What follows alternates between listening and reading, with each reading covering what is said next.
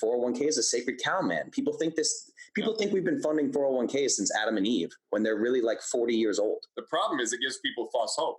They think, oh, cool, I'm going to fund this and I'm going to be able to retire. 95% of people can't retire. So they're funding it. They're now involved in the market. They know little about the market, just like their companies knew little about the market. The market is continue to be overhyped and underperforming. I think that everybody should consider how much further down would it have to go for you to just be like, this is absolutely unacceptable, and consider a trailing stop loss. Now, the trailing part probably doesn't matter as much because it's mostly going down. Trailing is usually when it's going up. If it goes up by a certain percentage, it still follows it. But it says after a certain percentage drop, it automatically sells. So even at this point in the market, like you would encourage someone to put on a trailing stop loss? Well, I still think that we've got a ways to go down. You know, I mean, that's the tricky part when people are having businesses aren't going to make it, Amanda. They're just not going to make it through. So unfortunate. It's frustrating, right? It's sad. Like I want to be an advocate small family to help them business. out, right? Yeah. But there's going to be other businesses that don't make it because they were already holding on. Yeah. So we have to really take that into consideration and just even question whether, when we're investing in the stock market, whether we have the stomach for that level of volatility. Right. Because this isn't unprecedented. You know, we can go back to the 80s with Black Monday. We could go, to the Great Depression and what happened during that time. The Great Recession of 2008. Like these types of things happen. And I just did a video that we'll make sure at the end to let people know about, because I talk about what happens when a business goes out and how it makes us feel like we got better returns than we actually did because of the way they calculate it. That's really frustrating. And that a lot of the return that we hear about in the market, because it really hasn't done amazing since the year 2000. I mean, it's like a 6% return. People are still quoting these old returns of 8 to 10%, which really got boosted up because of the 90s. And so we're kind of with old philosophies doing new things or doing the same things. And the new philosophies are actually hurting us by just handing our money over. 401k is a sacred cow, man. People think we've been funding 401k since Adam and Eve when they're really like 40 years old. And the real reason they came out is pretty fascinating, because they came out more because pensions failures, right, and because it was the right plan. Like, you got to realize companies, like what happened was companies wanted to recruit high talent. They wanted to recruit the best. In order to recruit the best, they created pensions. Hey, come work for us. We want to get you here. We'll pay you after, your working years are over. And this is a time where people aren't living at the age that they're living to now, especially in America. So what happens is people find out about these executives getting pensions. Like, hey, that's unfair. I want pensions. So then we get the government. Then all of a sudden everybody's getting pensions, right? Right. And by the way, the reason why pensions got decimated is because they were reliant upon the stock market performing at 8.7%, I believe. Wow. 8.4, and it didn't. Everybody says the average is 10. So that's why those things collapsed, is because the stock market, they were running off numbers of the 90s, which were astronomical and a pipe dream today. So it was the stock market that really killed the pensions more than anything. And it's like, I read a book called The Fate of the States. Pensions collapsed certain towns in California because they had to pay the pensions before they could pay the police force. Wow. And it really created major problems where some of these places you could only report a crime if it was in progress. And I mean, it was crazy. Right. So as we look at this, the movement was companies couldn't afford the pensions. So they started saying, well, match on you pay, rather than a defined benefit like a pension where we're telling you what you get in the future, you can contribute and we'll match your contribution. It's less responsibility on the company, more on the individual. And the problem is it gives people false hope. They think, oh, cool, I'm going to fund this and I'm going to be able to retire. 95% of people can't retire. So they're funding it. They're now involved in the market. They know little about the market, just like their companies knew little about the market. The market is continue to be overhyped and underperforming. The stock market is a set it and forget it. And unfortunately has a false sense of, I'm going to do really well. And it just has let people down for far too long. These people that say it's average 10%, I don't know the last time they calculated it, but they're far off. Yeah. I mean, we did a video with Tim Carden where we analyzed the 15 days of volatility right when the market started to be volatile with the coronavirus. And we found that the average return versus what actually happened was quite a bit different because of volatility, because of fees. Another reason I don't invest in the stock market, and I'll never invest in the stock market again, is there's a lot of misinformation. For one, let's say we've got average return versus actual return. Average return is not what you're actually experiencing, it's just doing math. And math and money don't always equal the same thing. So if I had 100 grand and I lose 10%, I'm all the way down to $90,000. Now, if I earn 10% and I turn on the news and they say, the market's rallied, it's come back, you've earned your 10% back, I only made 10% on $90,000, which means I'm not back to my original $100,000 investment, I'm at $99,000, $1,000 short. But wait, it gets even worse, because they don't refund the fees they charge to manage that money. Right? Even if it's an index fund, there's some degree of fees. If it's inside of a retirement plan, there's also legal fees, admin fees, all sorts of additional fees on top of what you're paying for the funds. And so I might be down at $96,000 because of all the fees that have now come out of the plan.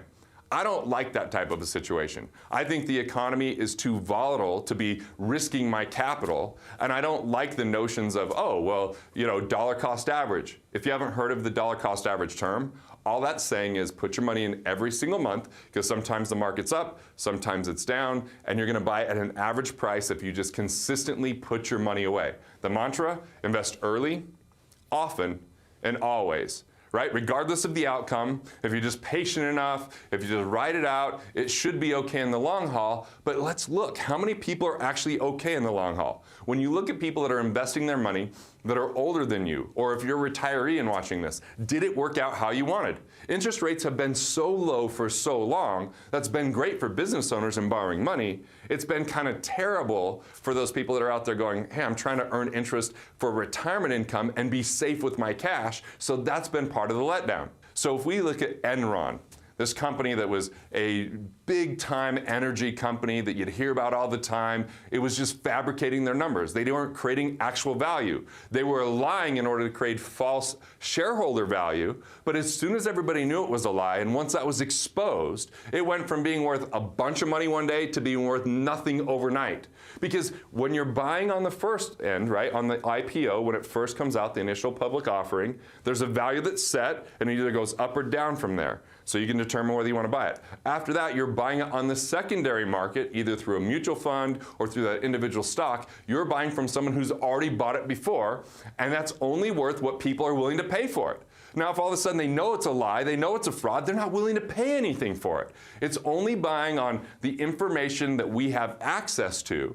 And there's so much information out there. There's so many things happening. There's so many degrees removed from what's actually going on versus what's being reported on the news, and we're taking far too much risk. Now, if this was working, that would be one thing. But it's not. It's been a failed financial experiment, a failed financial system, and this is why we're not seeing people become more financially independent. This is why we're seeing people work so hard, take all that hard work and set capital aside in something they don't know or understand, which is highly speculative and risky, and then getting to the place where they don't have time for the money to grow anymore because now it's retirement time and they live a worse lifestyle than expected. That's not a retirement dream. It's a retirement nightmare. I'll give a second example on that.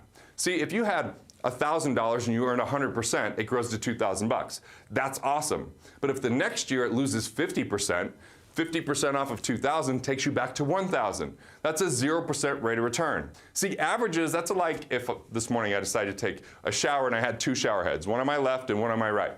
I turned one freezing cold and the other one scalding hot. On average, I'm at a lukewarm temperature, but in reality, I'm miserable as hell. 84% of the returns in the market get made by 10% of the investors. Oh, that's so tragic. Is that companies go out of business and then they're zeroed out on whoever was invested in them at that time, but then they just replace them in the S&P 500 or the Dow, and then they just take the new company and what they're getting and show that as the future return, but that's not the actual return for someone who already had money. That feels so shady to me. It's just that math and money are not the same thing, and people don't really get informed on this because we're told to set it and forget it. Invest early, often, and always. Dollar cost average. We're in it for the long haul. High risk equals high return. It takes money to make money. Yeah. This is a book I wrote in 2008 called Killing Sacred Cows, and people can grab that. 44222 if they text that number and put wealthier in the subject line. They can download that book on me, or they can go to wealthfactory.com/megakit, MEGAKIT, and they Packed can full download of it. resources. And then my other book, What Would the Rockefellers Do? Everybody that's followed that advice is texting and emailing because they're not losing money on the market downturn right now. Right. They're not losing anything, and they have access to that cash without a 10% penalty. And at this point, it's outperformed the market for the last 20 years. What people sometimes don't understand is like the drag on their match. Right. It's like, well, okay, I put 3% in, they match me 3%. It's like, well, do you know what the cost is on the mutual funds you have in there? Is there an investment advisor charging another 1% on top of the 1% you're probably already paying? What are the fees for the plan? And, oh, by the way, what about access to the money? Because to me, that's almost the most important thing. Well, I'm just curious if there's all of these fees that you're talking about. How does someone go about determining if they're being charged 3% plus an additional 1% plus another additional 1%? You know, like it feels like you could read the contract and still be a bit confused about it. So if someone's starting out, how do they decipher? So this and navigate 100% that? will be a future episode that we do. But the easiest thing on mutual funds is go to Yahoo Finance or Bloomberg or something and put in your ticker symbol and just look for something called an expense ratio. And it's like, this is one of your fees, not all of them. There could be but it's one. 12B1 fees. So the second way to do it, because we won't answer the whole question here, but this is an eye-opening for people. You get a calculator and you put in the calculator how much you've contributed and what the actual net increase was on the statement. And you're going to see it's different than what they tell you your percentage was, because they're telling you the average percentage, or they're telling you the gross percentage, not accounting for fees and volatility. And that's a simple way to do it. Yeah. Yeah. Okay, And that's good it's advice. so the way I describe this is the numbers don't lie. Yeah. So if you do what Garrett's talking about, you can work backwards, and maybe that's your fees, maybe it's not your fees, but it's all of them accumulated. Like the numbers don't lie. What's my rate of return? We're going to have Brian pull out a computer in episodes and show how the match doesn't give 100% return. Yeah. See, it would have to match all the dollars in the plan all the time, every year, not just the new deposits. So imagine I have $100,000 in the account. I put an extra $3,000 in the next year. They match $3,000. If I put that in a money market, okay, that's increases $6,000 in that account. The reality was that's only a 3% improvement to the $100,000 on what they matched. Even though it doubled what I put in, it would be no different than getting 3% on that account, right? Okay. But everybody's looking at, well, it's 100. That's free money. That's 100% return, and it gets into something for nothing. We don't think about it. We just automatically do it. And I like to do the analysis. And look, I'm not as much a numbers guy as most people think. I'm a conceptual guy. I think conceptually how it works. And then I validate or invalidate the concept based upon what the numbers tell me. Based on the math. Most right? people look at numbers without any accuracy, because we can't project 30 years from now. Who the hell knows? And yet people make decisions on that. I like to kind of reverse engineer and see what happens when I make a deposit and this happens. How much does it really go up?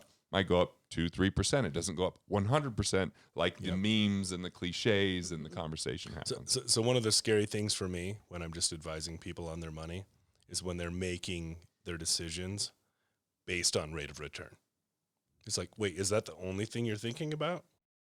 Because that sounds like 100% rate of return, right? I put these dollars in and then I get these other dollars that are not mine.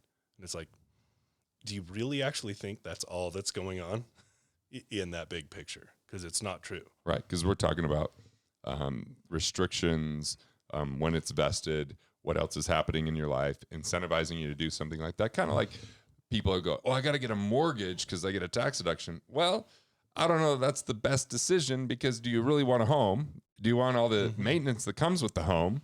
And is the home going to cash flow? And I think that's one of the major considerations we're talking about here today with Roxy is how do you create more cash flow? And if you can learn to create more cash flow, you're going to be in a superior position than accumulation and waiting and hoping in 30 years it's going to work out and telling everybody that you're going to get free money. But you said this in Budgeting Sucks. You said when you have loans and investments, you may be earning less interest from your investments than you're paying on your loans. So for listeners, it's easy to imagine somebody who might have $50,000 in a 401k. Let's say it's returning 3 to 6%. and then they might have $50,000 in credit card debt that they're paying 16 to 24% APR. And the answer is staring them in the face in this sacred cow of the 401k that they refuse to touch. So am I right about that? Do I have that correct? I mean, and yet they just don't think about it. They just go, yeah, well, I just fund my 401k. You can't touch that. That's accumulation. Like, come on, man, you're losing money with every deposit you make in there. There's people with 17%, 22% credit cards. Yeah. And they're still funding their 401k. Right. Your 401k is not making that. Not even close. One of the things that will blow people's minds, I mean, if I pulled up software, is like a lot of people are like, yeah, but I'm getting matched. That's free money. I'm like, well, is it free money? Because there's strings attached. You usually have to work a place for a certain amount of time. It's not always immediately vested. 2, it's depending upon the underlying returns and you don't have losses on the market once the money goes in. 3, it's not fueling it at 100% because they're only matching new dollars going in, not the existing funds that are already in there. So I did a lot of analysis on that back in the Killing Sacred Cows days, and it's not as good as people think. Years ago, I wrote an article for Forbes. And in that article, it wasn't my content. I interviewed someone because they had developed a program for organizations to match paying down a student loan. So if someone put 3% of their income towards a student loan, the employer could match the 3% just like they might a 401k. And I feel like paying off a student loan right now is so much more valuable to the psyche than trying to fund a retirement plan.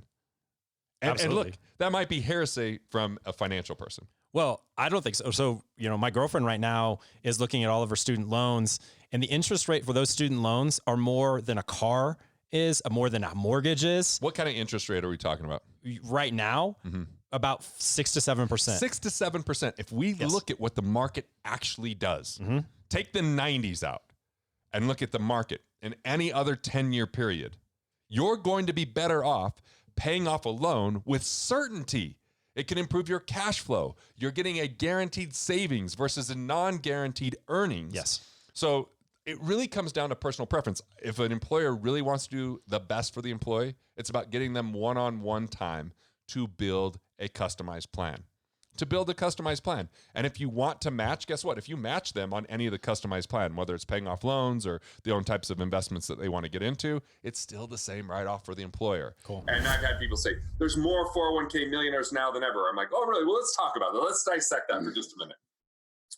You said you need $5,300 to eat organic and live pretty healthy, right? Sure. Yep. If you had $1 million right now, based upon the interest rates that are out there that people can earn in a 401k, guess what the average amount is being paid out of a 401k to a retiree with $1 million right now? I have no idea. $25,000 to $30,000 a year. So you're a millionaire on paper, but not living like one. No. These interest rates are so low. So I mean, that's less than half of what I would need. Yeah. So you have to now have $2 million. And by the way, what if in 10 years from now you need to adjust that for inflation? Sure. Maybe $3 million that you need. So it's a moving target. It's not performing, and yet people still believe in these plans, but they've failed people far too often. The first thing that it fails people on is it lies to them and says you're going to save tax. Well, how are you going to save tax? You put money into the plan pre-tax, but you have to pay taxes when you pull it out. What happens if taxes go up? The government's $23 trillion in debt right now. What if they raise taxes in the future? Mm-hmm.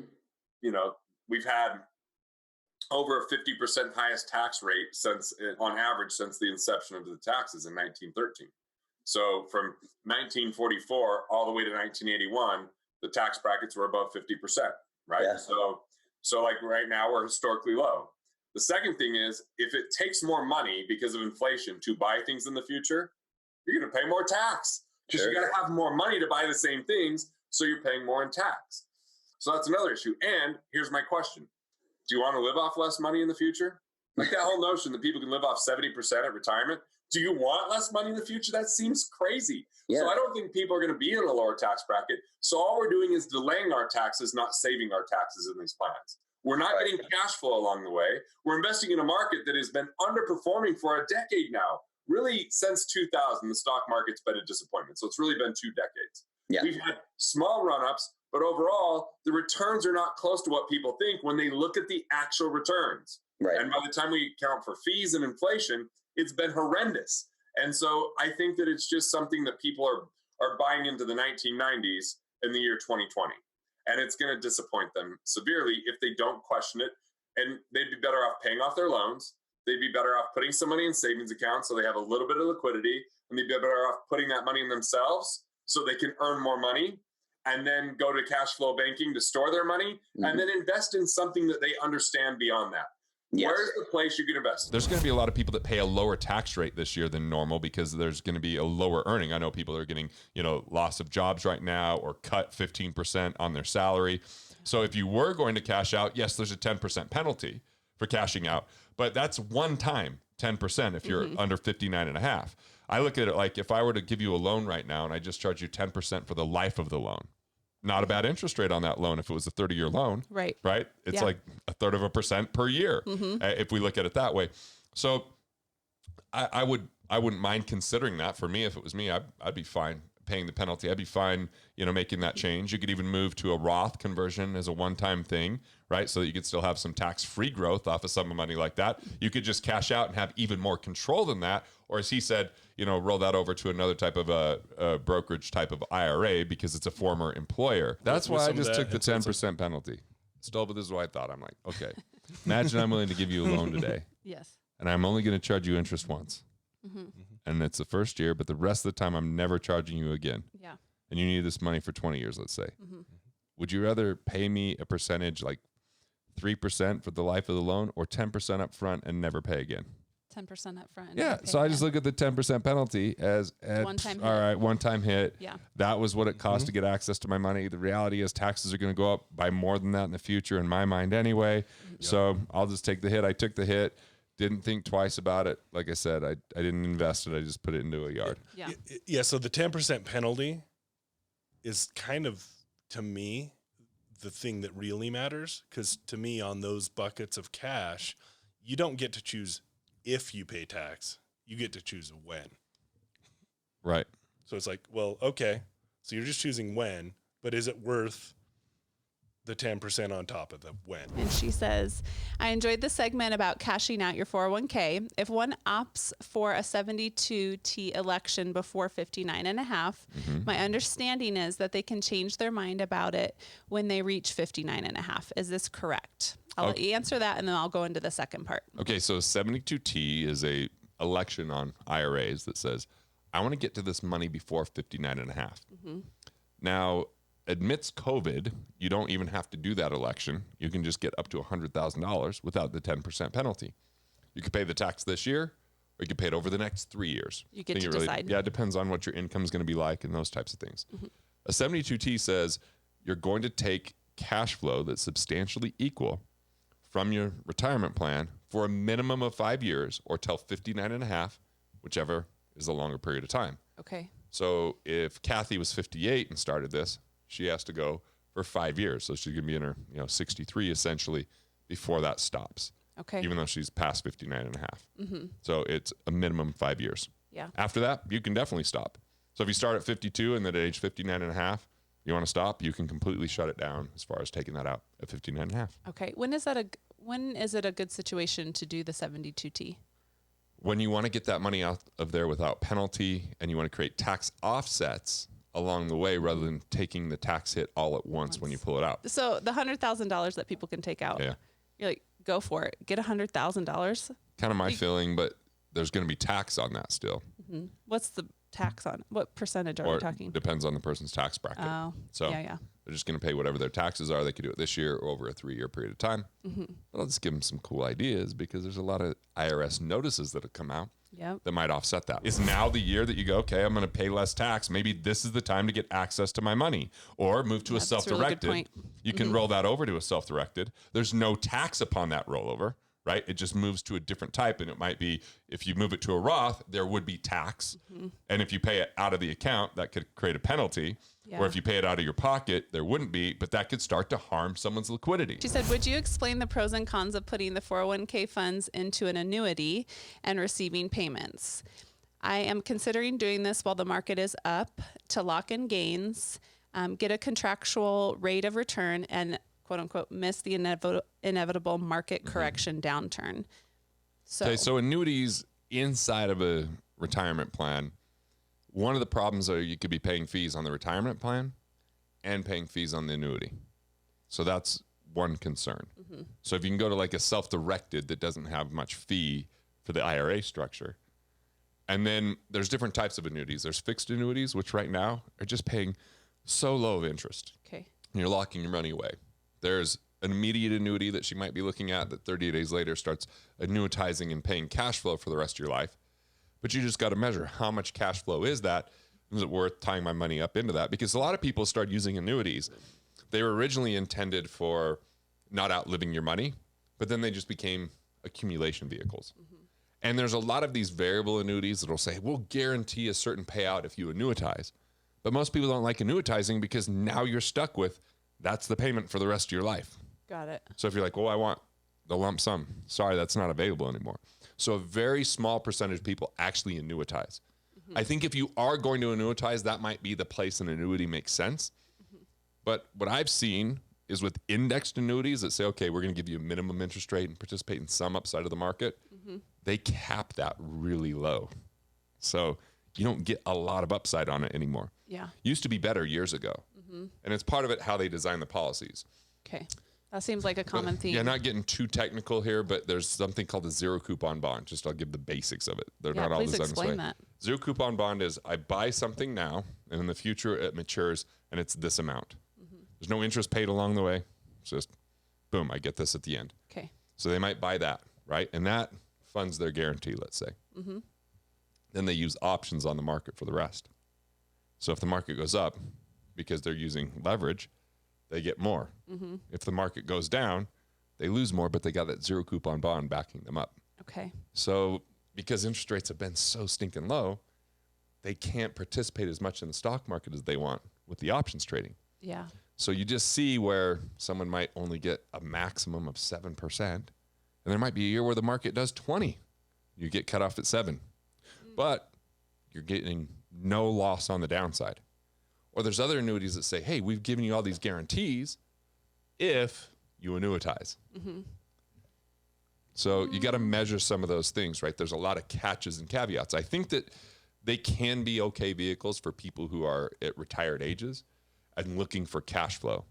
I think as an accumulation vehicle, we have to really understand the fees and the design. And there are some private annuities, and we've got people in our network that have analyzed annuities. It's nothing I get paid on or research, but so I know a little bit, but I wouldn't call myself a comprehensive expert to keep up with them from time to time. There was a time where I felt like they were really good because I knew the market felt overvalued, but interest rates were such that you could get these to participate more. Yeah, I don't know. I hate having annuity fees inside of retirement plan fees. So if you can minimize the fees on both through a private annuity, or through a self-directed IRA that has just an annual fee versus a percentage fee, and then just know if you can handle the annuitization. Okay. What? You learned something right there, didn't you? I did. A lot of that was new for me. And I'm just wondering, for people who are starting out, can you just describe and I guess give a definition of what an annuity is? So, like life insurance is if you die prematurely, here's a lump sum of money. Yeah. Annuity is, what if you retired at age 60, but the market went up and down, and all of a sudden during the downturn, you run out of money? An annuity is the insurance for not outliving your money. So it would pay out until the day you die. Okay. So what if you live longer than expected? They're still making payments. Several of these people have watched you on the Money Revealed question and answer. They have They read pulled your the books. garbage can over, threw up in it as I Yes. talked about these plans, There's a made them lot sick for of- their stomach. Yep. Yeah, there's a lot of concern and just questions about, now that I'm aware that this is not maybe the best plan, the best thing to do with my money, now how do I liquidate it? And how do I avoid the penalties, or keep as much of the money as I put in as I can? So help people understand if they want to exit, how do they exit, and the safest quote unquote way to do that. So one of the unfun answers is you're probably not going to get out of some of the tax and penalty if you actually want to exit. But there are different ways you can do that. The first thing on 401ks is most of the time you have to not be employed there anymore to actually access the money. Unless they specifically write that it's okay to roll it over or move it while Which you're unless employed, you- which not many do. Yeah, unless you own the company, you can't change those rules. And why the heck would some large financial They want your money. institution like build that in there so that you could actually take your money? Right. So if you're still employed, you may have some serious issues there. You can do loans. Yeah, you could borrow, but then my concern with borrowing is there's a specific payback period that if you don't pay back, you could get triggered the penalty. Right? Correct. And second is you now have to take your after-tax dollars to pay back a loan that's pre-tax. Correct. Does that make sense? So you Correct. borrow $5,000 Yeah. and that money hasn't been taxed yet, but then you got to take your tax dollars to pay that back. Yeah. And Which then might when you only pull be that out- $3,500 Right. to pay back your $5,000. Yeah. Yeah, so there's the loans. If you're not employed any longer, 30 days is the typical window. You have to exit employment, wait 30 days, then you can access the money. From there, you can roll it to an IRA, which is a tax neutral event. So pre-tax to pre-tax. Right. So there's no tax when you roll to You're an not IRA. really changing anything. It's just pre-tax this money bucket, pre-tax this money bucket. It's a clean transition between the two. Right. Correct. Actually getting out, it will trigger. Unless you're over Income. 59 and a half. Well, there's a Right. 10% penalty over 59 and a half, but regardless of whether you're 9 years old or 90 years old, it's You're going gonna to pay come out tax as on that. regular income. Right. Okay. Because you So- never paid tax on it going in. So I think we all intuitively know the government wants their money, right? They're going to get their slice of the pie. So you pay tax on the way out. Yeah. And so some people, before they're 59 and a half, they're interested in moving it to a Roth rather than a traditional IRA, but you pay tax on the year that you make that conversion. So it can become a more tax-friendly environment than just purely tax deferred. It might have a tax-free nature to it, but you pay tax to do that. And if you pay it from inside the plan, there's a penalty if you're before 59 and a half. Correct. So you could move it to a tax-free environment, but you'd have to write the check now. But you The reason gotta- you might do that is you plan on making more money in the future. You have a year off. Yeah. We've talked about some of these myths, like that, or myths is maybe not the right word, but the fact that financial advisors talk about you making less money That would in be the terrible. future, That's I'm terrible like, news. I sure as hell hope I don't. Right. Like, make less Things are money more expensive in the future. And if I have more time to buy stuff, yeah. Just but- press that Amazon button. Right? that's the problem, Stolba. That's the problem. yeah. It's like, do I really want to make half as much later in my life? And oh, by the way, right now we're at the lowest tax rate in my lifetime. Right. So if you're considering the pull the trigger and want to make more money in the future and all, it's like, well, maybe the time's right. Right. And For you. and there, so Maybe. you could do that Roth conversion. Mm-hmm. And I think some of the misnomers is people think, well, I make too much money for a Roth because there are but to do a rollover, that's not the case. Doesn't really matter how much you it's a make. Roth conversion. And they don't charge you the 10%. You just have to pay the tax on what you've converted. outside of the plan. And then there's something that's a little less used that's possible to avoid the 10% penalty, but not the tax. And that's the 72T distribution. Correct. Which allows you to take substantially equal payments for a minimum of 5 years or until you're 59 and a half. So longer for you than 5 years. 'Cause Right. I'm so young. And no 10% penalty. But there's 3 different equations that the government gives you that you could take that money from, and you're kind of locked into it.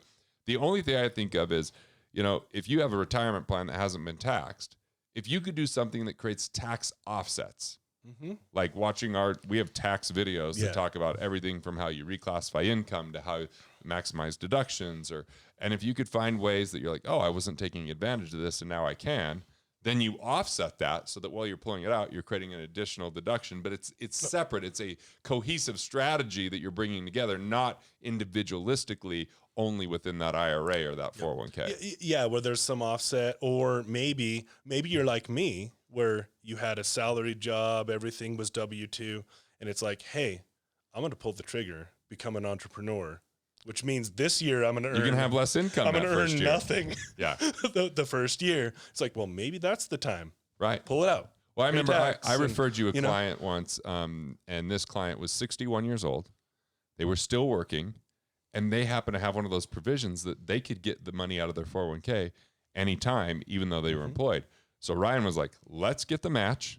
Yep. Let's put the dollars in the next year. Let's just take all this money out because it's vested. So this isn't like dogmatic where we're just like, 401ks are always terrible. You're a horrible human being for funding them. What are you thinking? Although it may sound like that in my old days. But what we're saying is let's just look at the facts here. Let's look at what are your best options? How do we make sure that you know what's going on? So yes, you can roll over. Yes, you could do a Roth conversion. Yes, you could do a 72T distribution. What's the one thing I emailed you about that's like almost all the time people use in divorce when it comes to the 401ks, but I don't think it's exclusive to it. It's expensive though, right? It is, but also once you have like legal provisions, the courts rule the world that way. Right. So then they're like, hey, she gets this amount of money, he gets this amount of money.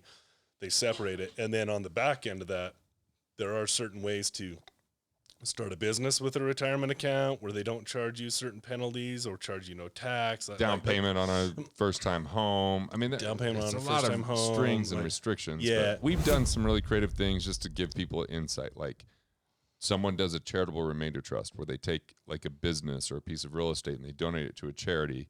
They get a tax deduction for that. That's a partial tax deduction based upon the overall gift. They get to sell that tax-free. Goes to the charity after they die. So while they're alive, they get to take an income off of it. Now, if people have ever heard of that, it's probably blowing their mind. But ultimately, that tax deduction can be taken that year plus 5 additional years against up to half of their adjusted gross income. So that might create that offset to get some of the money out of the IRA. Yeah. So So anyone watching this, CRAT is kind of what you want to go look up to understand what Garrett was just talking about. CRA. If you're at a small enough firm, go to your employer and say, you know what, I'm trying to build up 6 months of liquidity, or I want to pay off my student loans. If there's another place, would you match that if I stop contributing to the 401k? And for that employer, if they're willing to talk directly to the employee, get the same tax benefit. It's the same tax benefit, whether they pay them or whether they put it into the plan. So it's not, and I actually did a Forbes article back in the day on this firm that was creating this automated system that employers could match paying down student loans, which was really cool. If you're willing to be a little bit active, Tim is in the middle today. He was going to be on video with us, but he's buying a business and he's closing on that business in which he has the opportunity to get 100% return on investment in the first 12 months. It's a private business. It's a small business, less than $1 million of revenue. This is where the opportunity is. It's the massive opportunity. You can look at it. You can make contribution to it. You have influence over it. You're not just setting it and handing it over to someone else. And we're going to see these deals pop up more and more because in the type of crazy economy that we're facing right now, there's a lot of people that are running very thin margins and really struggling with their cash flow. And human beings, especially small businesses, don't usually act quick enough because they're looking at a human being and it's hard for them to fire them if there's a cash crunch. You know, we had someone that you brought into the Wealth Factory program that South by Southwest cost him $182,000 when it got canceled. Just getting crushed with the event space right now. Right. So it's like, yeah, that's a big deal for a business. So right now, people with cash are willing to get cash or using their retirement funds to buy these businesses can actually be a winning scenario for both parties because otherwise these businesses could be gone. And look, as a customer, not having a business around impacts us. For that person that now lost their money month by month and tried to struggle to make it through, they could lose everything that they've worked for. So it's really time if you have a cash position, if you've got a lot of money in a retirement plan, even if the market's been down 20% on your accounts, well, what if you can go buy a business at a 30% discount and you can get cash flow from it right now and you have control over some of the outcome versus these other things? These are the things to start considering because the stock market, if people are struggling with what's happening right now with the volatility, maybe the stock market wasn't the right place for them to put the money in the first place. Because this is part of what the stock market does. Yeah. If you're really looking for, you want economic independence, you want to take responsibility for your finances, which it sounds like Roxy does, then I would really look at building that liquidity, investing in yourself, finding ways that you can invest in things that you know about, you have a little bit more control over, and go for cash flow. Yeah, I agree completely. If you're not willing to take a bigger stake in your results, cash flow banking to me is the only answer because if you're going to be truly passive, be somewhere where it's not going to participate in the downside. You might not get huge returns. It might be 5% after, fees, but with tax advantages and essentially do better than a savings account. But there's a lot of people that are investing that are getting much lower than 5% with volatility, with risk. You know, it's concerning, it's frustrating, and we just have too much misinformation. Yeah. The misinformation is the market has always averaged 8%, 10% since 2000 BC is what I like to say. Want to master your money? Want to figure out the things that you could do to improve your finances? Click here and check out more videos like this on Money Matters.